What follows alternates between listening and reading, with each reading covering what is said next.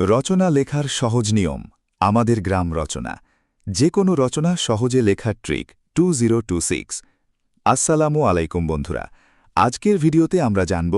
কিভাবে খুব সহজে যে কোনো রচনা লেখা যায় রচনা লেখার সঠিক নিয়ম কি এবং উদাহরণ হিসেবে আমাদের গ্রাম রচনাটি কিভাবে সুন্দরভাবে লিখতে হয় অনেক শিক্ষার্থী রচনা মুখস্থ করতে গিয়ে ভুলে যায় কিন্তু আজকের ভিডিও দেখার পর তুমি নিজেই যে কোনো রচনা লিখতে পারবে খুব সহজে রচনা কি রচনা হলো কোনো একটি বিষয় সম্পর্কে নিজের ভাষায় সুন্দরভাবে ধারাবাহিক লেখা রচনা লেখার সময় ভাষা সহজ হতে হবে পয়েন্ট ধরে লিখতে হবে অপ্রয়োজনীয় কথা লেখা যাবে না অনেকেই বড় বড় কঠিন শব্দ ব্যবহার করে এটা না করাই ভালো রচনা লেখার সঠিক নিয়ম একটি ভালো রচনায় সাধারণত 5টি অংশ থাকে 1 ভূমিকা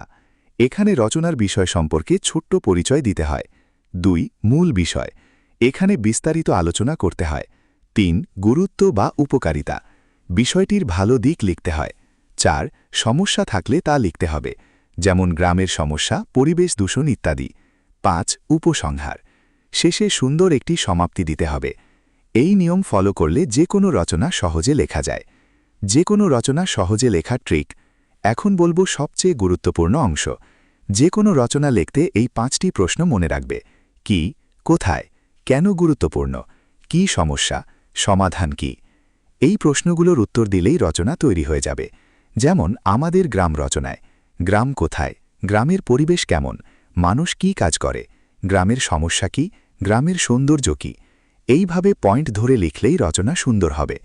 আমাদের গ্রাম রচনা এখন আমরা আমাদের গ্রাম রচনার উদাহরণ দেখব আমাদের গ্রাম বাংলাদেশের একটি সুন্দর ও শান্তিপূর্ণ গ্রাম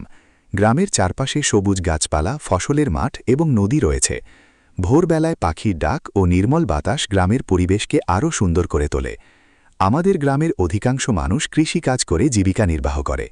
এছাড়া অনেকেই ব্যবসা ও চাকরি করে গ্রামে স্কুল মসজিদ ও বাজার রয়েছে মানুষজন খুব সহজ সরল ও পরোপকারী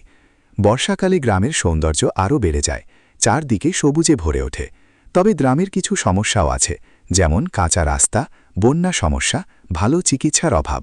এসব সমস্যা সমাধান করা গেলে গ্রাম আরও উন্নত হবে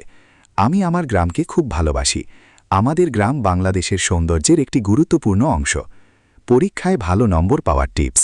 রচনা লেখার সময় সুন্দর হাতের লেখা ব্যবহার করবে প্যারাগ্রাফ ভাগ করে লিখবে বানান ভুল কম করবে একই কথা বারবার লিখবে না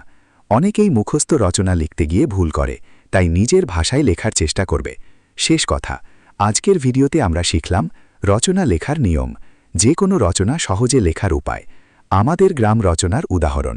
ভিডিওটি ভালো লাগলে লাইক দিও বন্ধুদের সাথে শেয়ার করো আর এমন শিক্ষামূলক ভিডিও পেতে চ্যানেলটি সাবস্ক্রাইব করে রাখো